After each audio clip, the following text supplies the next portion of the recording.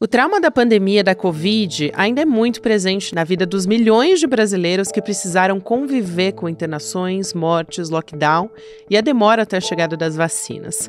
Por isso, as notícias do surgimento de uma variante mais contagiosa e mortal de Mpox, antes conhecida como varíola dos macacos, deixou tanta gente em alerta.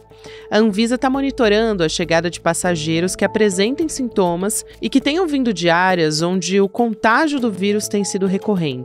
O governo brasileiro tem agido para ter vacinas contra a doença disponíveis em pouco tempo. Ainda não é possível dizer que a gente vai enfrentar uma nova pandemia com Mpox. O que cientistas do mundo todo têm alertado é que a próxima pandemia está mais próxima do que a gente imagina. Quarta-feira, 28 de agosto de 2024.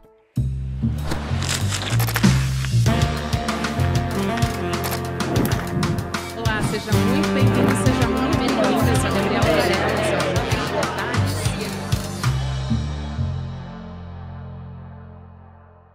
Olá, seja muito bem-vindo, seja muito bem-vinda. Eu sou a Gabriela Varela e esse é o Videocast em Detalhes. Aqui você já sabe, sempre com um convidado ou uma convidada, a gente analisa uma temática. Uma notícia importante do momento, hoje a gente vai conversar sobre saúde, esse surto de Mpox. A Organização Mundial da Saúde declarou emergência sanitária global e a gente vai entender melhor o que isso significa com a médica infectologista Luana Araújo. Aliás, dessa vez eu divulguei nas minhas redes sociais, gente, perguntas.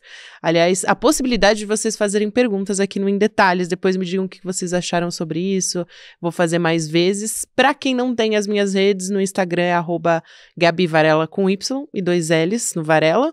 E no Twitter, né, no X, é Gabi Varela com Bemundo também, 2 L's no Varela. Acho que tem alguns temas que podem ser interessantes e saúde é algo que mobiliza muita gente preocupada, porque a gente já teve a pandemia de Covid-19. Então, abri essa caixinha no Instagram e nas redes sociais para vocês poderem participar também. Isso gera muita preocupação nas pessoas, como eu disse, e a doutora Luana é muito especialista em trazer informação de qualidade, lógico, e também ajudando a gente a manter a calma, a lucidez nesses momentos. Então, é um prazer te receber aqui, doutora Luana. Prazer falar contigo. Obrigada por aceitar nosso convite. Imagina, Gabi, o prazer é todo meu. Fico muito feliz em estar aqui com vocês. Espero ajudar a todo mundo.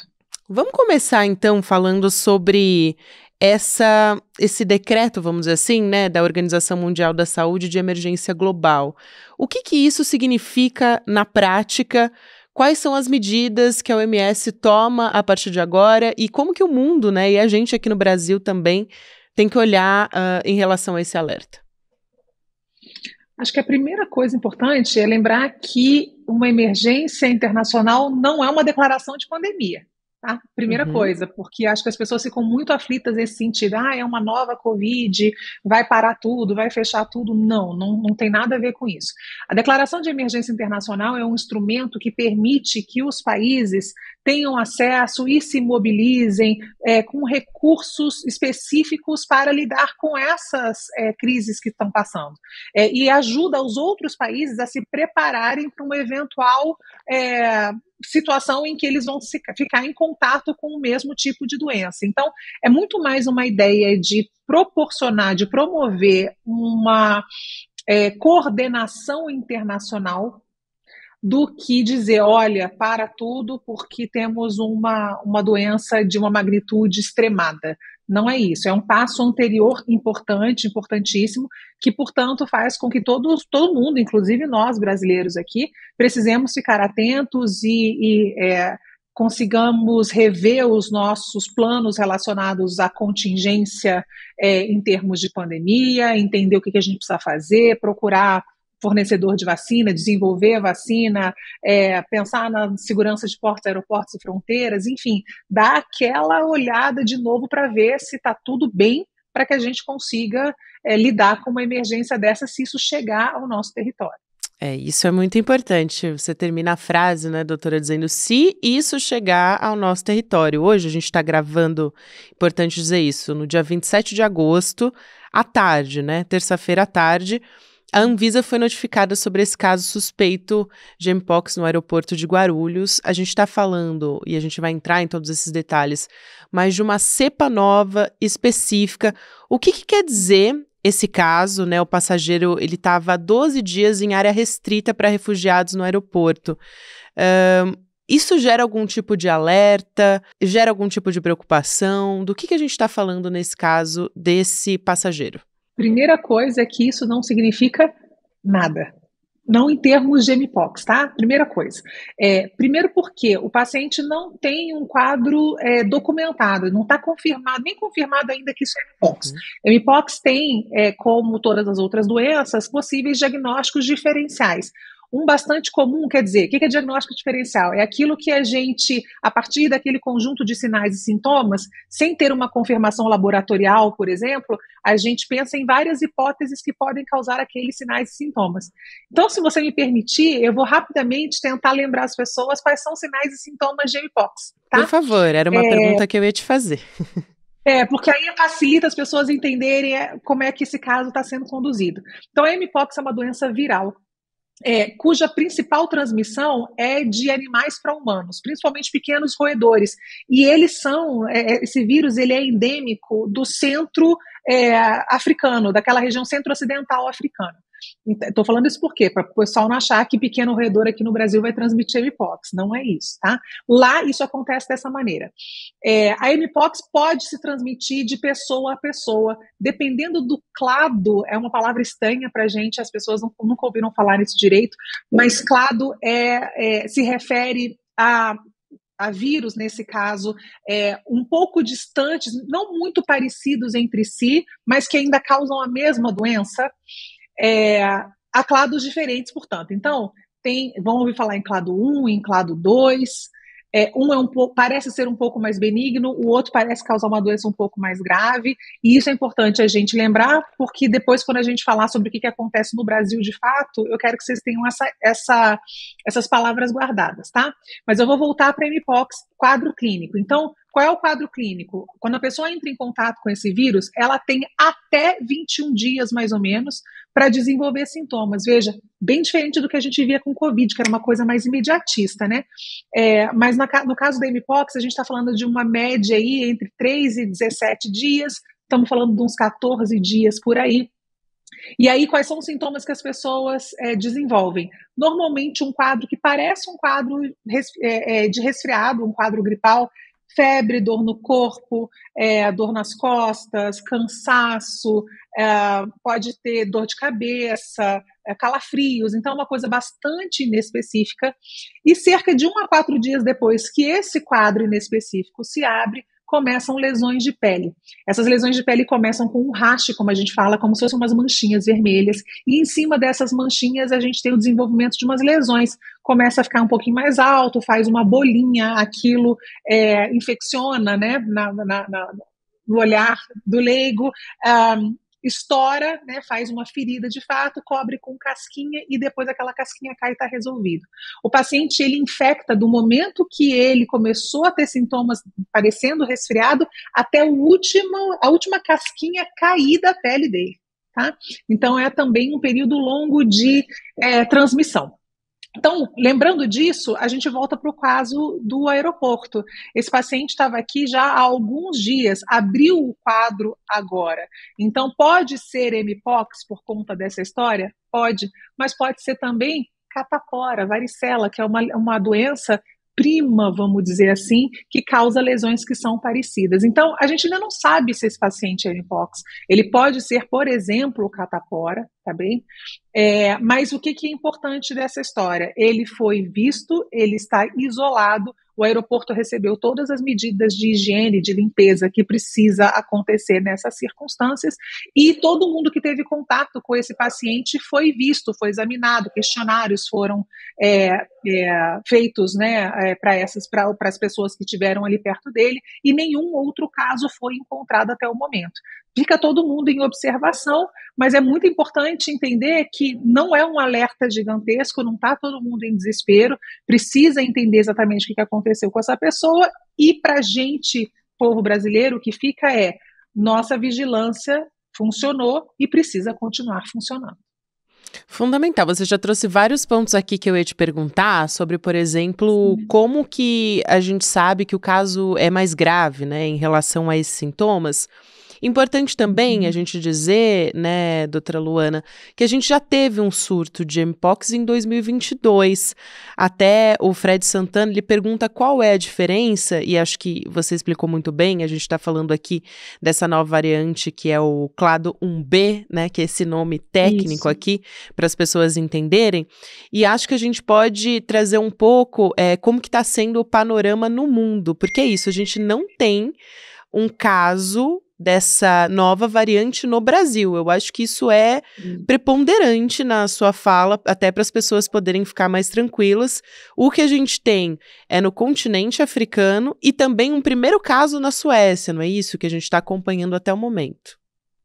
Exatamente. Então, assim, ó, no Brasil, a gente teve um surto de início em 2022, mas veja, ele não acabou aqui não, tá? O Ministério da Saúde já mostrou que a gente tem casos mensais sendo reportados de mpox no Brasil, mas todos eles referentes, aí eu vou voltar na história do clado que você estava falando, do clado 2, que é aquele que primeiro apareceu lá em 2022 no resto do mundo, né? Foi aquele que conseguiu se propagar para o resto do mundo em 2022. É o que a gente continua tendo. Tá? Qual é o medo, vamos dizer assim? É que este clado 1, essa variante 1B, né, esse clado 1B que a gente está vendo já há algum tempo, não é de agora, inclusive, nessa região africana, conseguiu ter uma propagação extremamente eficaz. Então, a gente tem aí hoje, a gente está falando 27 de agosto, mais de 17 mil casos de mpox no continente africano, em 12 países. A maior parte dos casos acontece na República Democrática do Congo, que é um país que, infelizmente, passa já também há muito tempo por uma questão socioeconômica, social, majoritariamente, né, uma guerra civil, que faz com que as pessoas passem por situações extremamente graves sociais, que se desloquem, que fiquem em abrigos, né, que não tenham as melhores condições de moradia, e isso sempre é favorável à disseminação de doenças infecciosas. Isso é uma grande tragédia. Então, neste país, passando por essas condições em que a gente tem uma grande porcentagem também da população desnutrida, o que faz com que elas tenham menor condição de lidar com doenças infecciosas de uma forma geral, de se defender, uma boa imunidade. Isso tudo é um grande caldeirão que faz com que essa doença consiga ser tão preponderante naquela região. Mas é naquela região ainda, né, com esse um caso na Suécia que você comentou, e é isso que aflige todo mundo, porque lá ela parece ter uma capacidade de transmissão maior e uma letalidade também maior. Mas, de novo, são muitos fatores confundidores, né? As pessoas nessas circunstâncias com uma imunidade mais deprimida por conta de todos esses problemas. Então, a gente não sabe se a doença vai se comportar do mesmo jeito em outros lugares, mas a gente não tem que pagar para ver. Então, a ideia da emergência é essa. Vamos cuidar para que isso não chegue em outros lugares, mas é claro, o que a gente precisa fazer é cuidar de onde ela está acontecendo. E isso, infelizmente, ainda é um grande problema global. Me parece que o alerta é uma palavra muito adequada, né? Porque é isso, a gente tem que estar alerta e não entrar em pânico, né? A primeira coisa que você disse, né, doutora Luana, não é uma pandemia. É pra gente olhar para isso com cuidado, para saber como que isso deve ser tratado. E acho que também a gente pode falar dessa experiência anterior que a gente teve em 2022, até para conter esses casos de mpox. Eu peguei até alguns dados aqui do Brasil para a gente ter ideia desse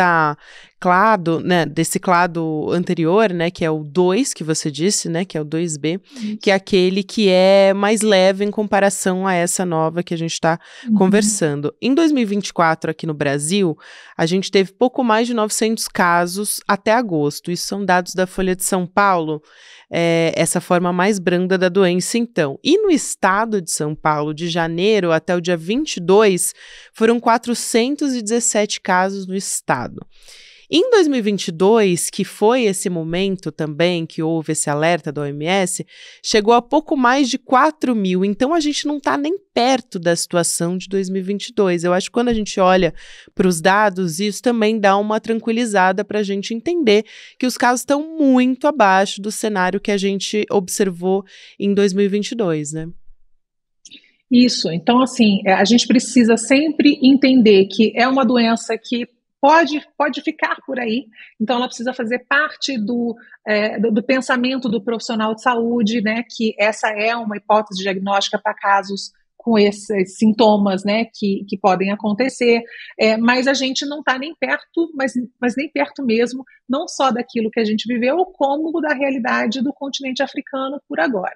Mas é isso, né, a gente precisa sempre estar alerta, porque enquanto todo mundo, enquanto ninguém estiver completamente seguro, não tem ninguém seguro. É isso. Então, assim, dizer, não, mas isso é um problema do continente africano, deixa para lá, então não tem problema, ou não deixa ninguém chegar aqui, fecha a fronteira, não deixa vir de não sei de onde, coisas que a gente já viu acontecer, obviamente são pensamentos e decisões completamente equivocadas, para dizer o mínimo. Porque, primeiro, esse é um mundo globalizado, não tem mais como você impedir que as coisas aconteçam dessa maneira. O que a gente tem que fazer é lidar com os recursos, aumentar os recursos, né, para se defender, mas também ajudar aqueles locais que estão passando por dificuldades a lidar com aquilo tudo. E esse é um grande problema com a Mpox. Veja só, nós temos vacina contra a Mpox, mas o Congo, né, que é o país mais atingido, até este momento não recebeu uma dose de vacina. E isso por conta de várias circunstâncias complexas e vários erros e várias dificuldades. Lembro a todos também que não tem muito tempo o mundo falhou em conseguir construir um consenso global para lidar com pandemias. Os países ditos desenvolvidos não abriram mão de um monte de coisa, então deixaram os países em desenvolvimento em situação bastante grave. Muito vulneráveis a essas circunstâncias como a gente está vendo acontecer agora.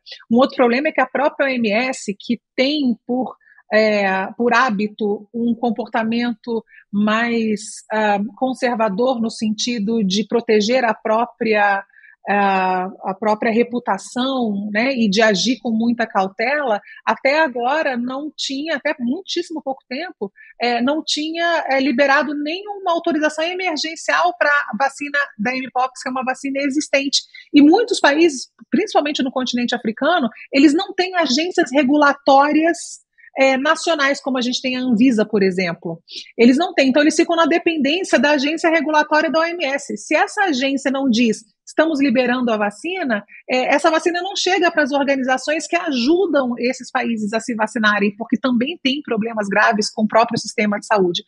Então, essa lentidão e essa inação, esse protecionismo do mundo dito desenvolvido, de novo, bem, né, dito, é muito grave e coloca não só esses países, como o resto do mundo inteiro sob risco. E, doutora Luana, o fato da gente ter esse alerta impulsiona algum tipo de perspectiva para que essa vacina chegue até o Congo? O que a gente gostaria é que isso acontecesse, mas a gente tem alguns problemas. O primeiro é que um único laboratório fabrica a vacina contra a Mpox. Então, esse laboratório deveria ter a sua capacidade extremamente expandida para conseguir dar conta dessa demanda. Você imagina só, Gabi, que no continente africano a demanda que se aventa para poder conter a doença ali seria de 10 milhões de doses. Estados Unidos e Europa acabaram de anunciar uma doação para o continente africano de 350 mil doses em conjunto. Não dá nem para começar. Entende? Certamente, como aconteceu com a Covid, vão ter produções que vão atender ao próprio mercado. E não está errado você querer proteger o seu povo, tá certo? Mas não adianta você proteger o seu povo enquanto essas outras pessoas sofrem, porque não é só uma questão humanitária. Veja, esses vírus, quanto mais eles invadem pessoas, quanto mais infecções eles conseguem fazer, mais oportunidades eles têm de se multiplicar e de sofrer mutações. Vou voltar muito rápido na história do clado. As pessoas conhecem muito a palavra variante, a palavra cepa, mas clado é meio esquisito, né? Então eu vou voltar lá. Variantes são aqueles vírus que têm uma pequena distância genética entre si. Eles se multiplicam, vão sofrendo mutações, que são aqueles pequenos erros, vamos dizer assim, na sua própria estrutura, e isso vai fazendo com que eles vão ficando um pouquinho diferentes entre si. Então, essas diferenças pequenas genéticas, a gente vai dizer que esses vírus, então, são variantes uns dos outros. Cepa, que você chegou a mencionar, é quando essas variantes adquirem, por conta dessas mutações, uma característica observável diferente. Então vamos pensar assim, essa variante agora é mais transmissível, ou ela causa um sintoma diferente, ou ela se evade mais fácil do sistema imunológico, isso vira uma cepa. E o clado é aquele que é um pouco mais distante, ainda é o mesmo micro-organismo, mas ele é um pouco mais distante entre si, causa a mesma doença, mas já tem características bastante diferentes. Então veja, quanto mais ele consegue sair por aí, quanto mais ele infecta, quanto mais ele sofre mutações, maior a chance dessas divisões, dessas distâncias irem crescendo e das próprias vacinas que a gente consegue criar irem perdendo a sua atividade. Então não adianta a gente ficar brigando para dizer, eu tenho um maior estoque de vacina. Isso precisa ser aplicado, as pessoas precisam ser protegidas para que todo mundo entre em segurança, mesmo que não seja o seu povo. Essa é uma lição que a gente deveria ter aprendido com a Covid, mas aparentemente a gente deixou passar.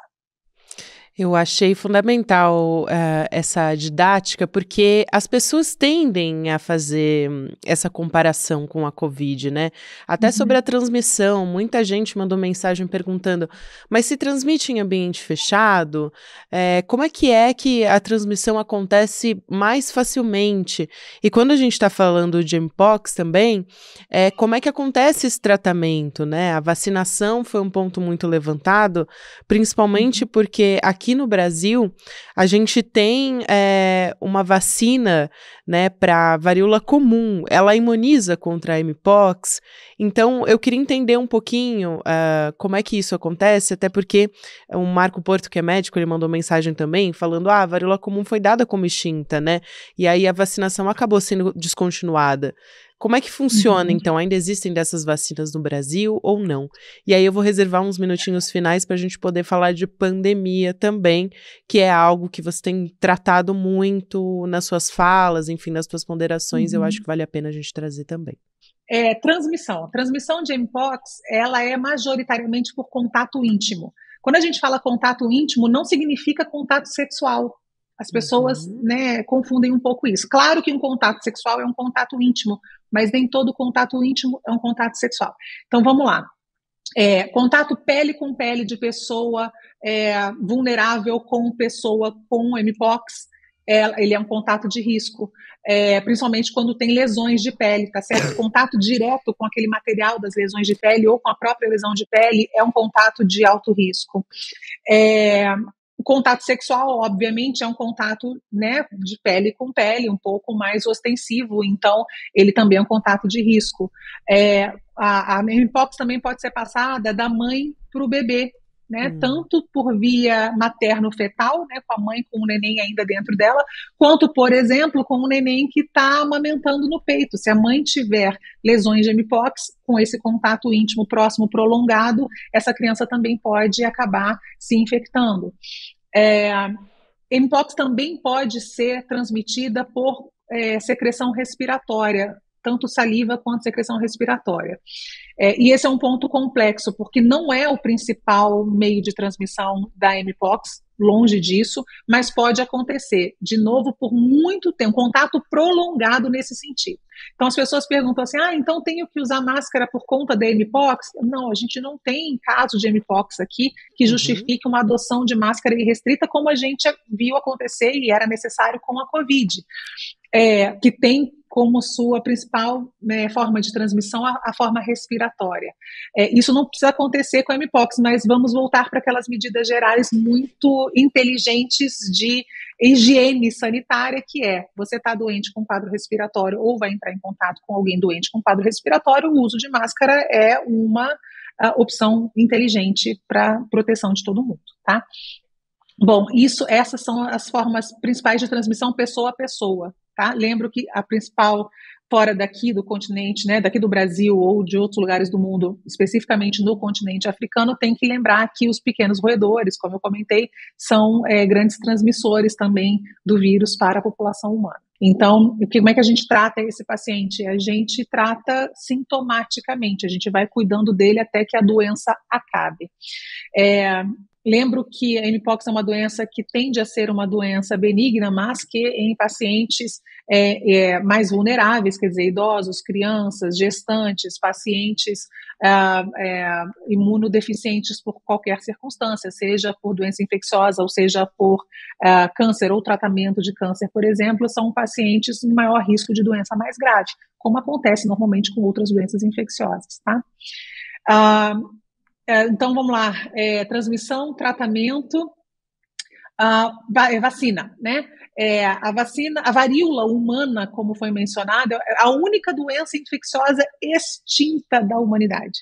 E ela aconteceu, a gente conseguiu chegar nesse ponto porque, vejam, as vacinas surgiram exatamente para combater a varíola, que era das doenças que mais matava no mundo há poucos séculos, né? A gente tem centenas de milhões de óbitos na história da humanidade relacionados à varíola humana.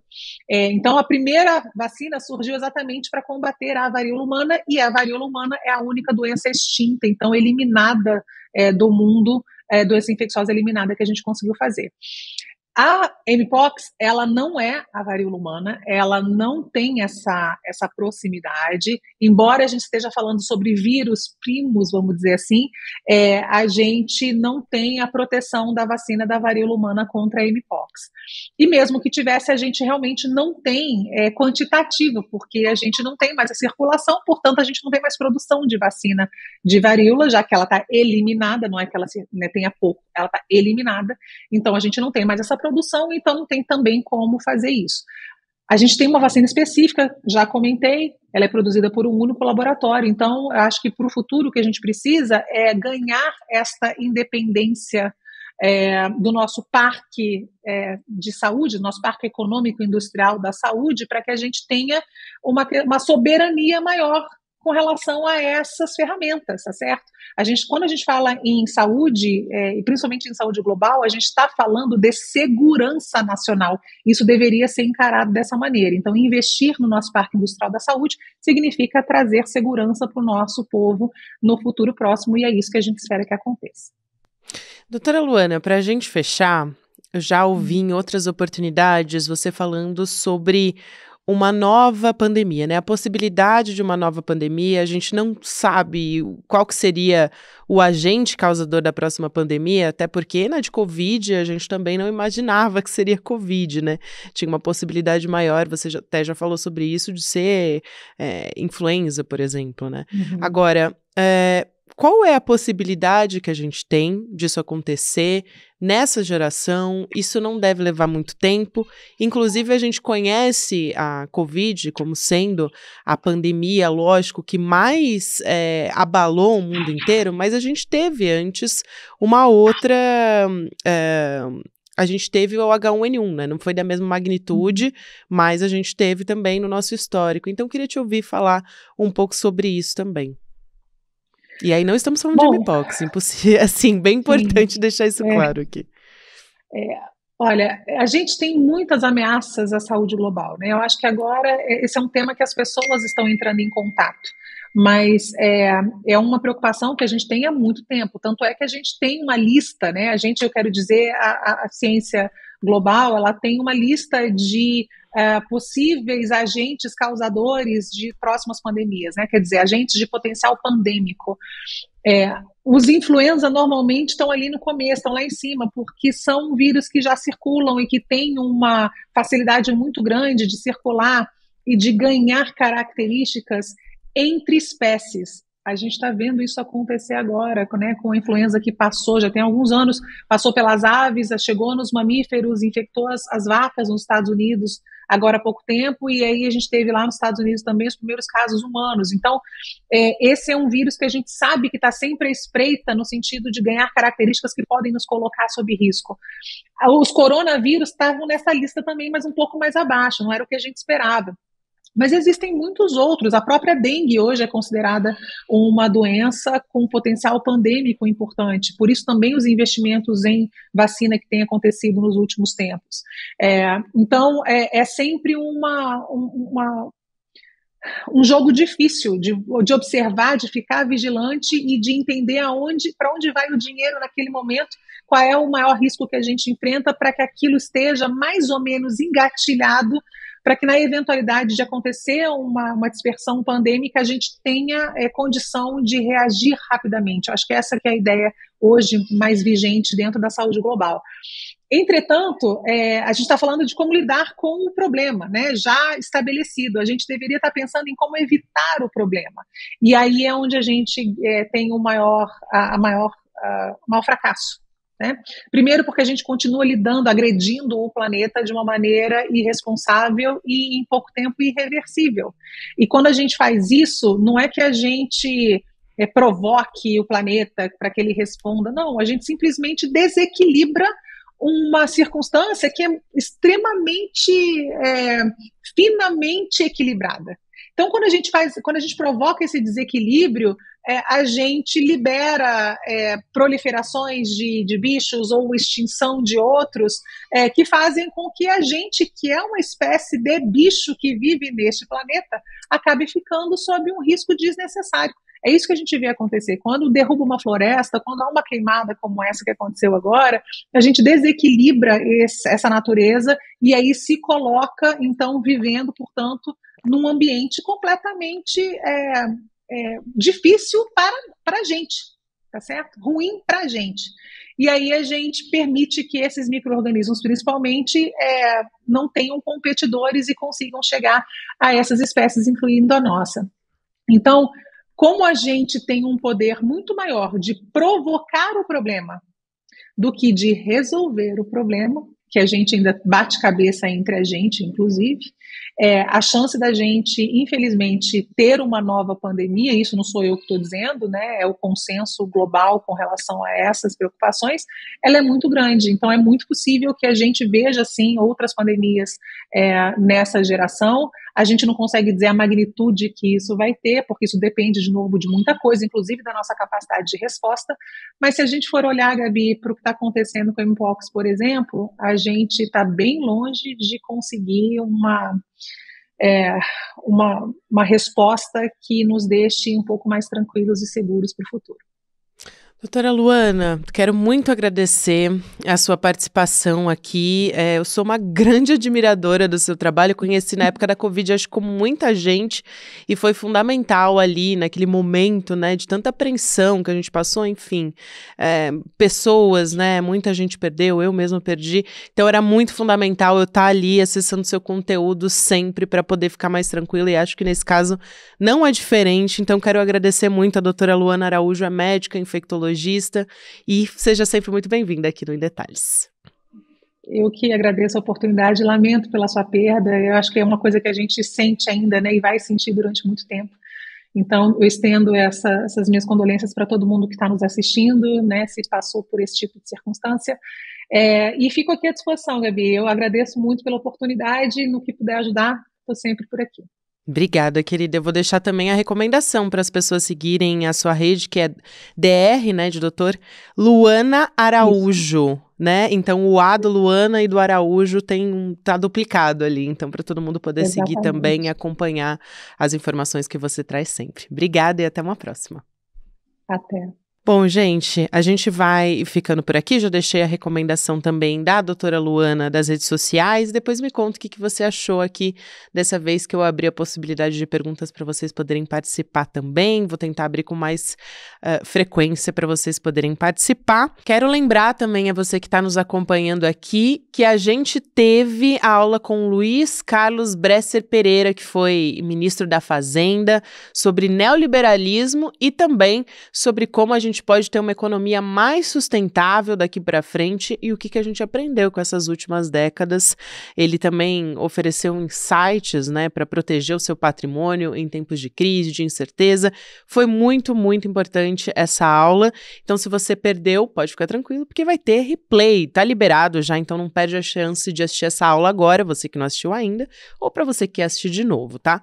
Então, vai ser online, gratuita. Você se inscreve em detalhesicl.com.br para poder acompanhar essa aula. Não perde essa oportunidade. Obrigada. Amanhã a gente está de volta às 10h30 da manhã. Agora tem Mercado Investimentos e depois Rolê ICL. Estamos também sempre nas plataformas de áudio, inclusive com essa versão estendida, entrevista mais longa nas plataformas de áudio e também no recorte ali do YouTube. Valeu, até amanhã. A aula com o professor Bresser Pereira foi histórica. Finalmente as pessoas poderam entender o que é essa história de neoliberalismo e por que ele distribui tanta miséria e injustiça. Mas isso ensinado por um dos maiores professores do nosso tempo, um ex-ministro da Fazenda, uma referência em economia. E ele mostrou uma vivacidade, uma lucidez e uma força de pensamento aos 90 anos que são inspiradoras. Muita gente está pedindo para poder assistir a aula novamente. E muita gente que não assistiu está pedindo para, de qualquer maneira, poder assistir essa aula. Então, a notícia boa é que a gente liberou o replay e ele vai ficar por pouco tempo disponível para você poder assistir. Essa aula inédita, histórica e maravilhosa para entender qual o grande problema que a gente vive e quais alternativas para a gente superar esse modelo. E no final, uma surpresa que a gente preparou para o pessoal que assistiu e que vai ser válida para você também. Um presente que acho que você vai gostar. Boa aula!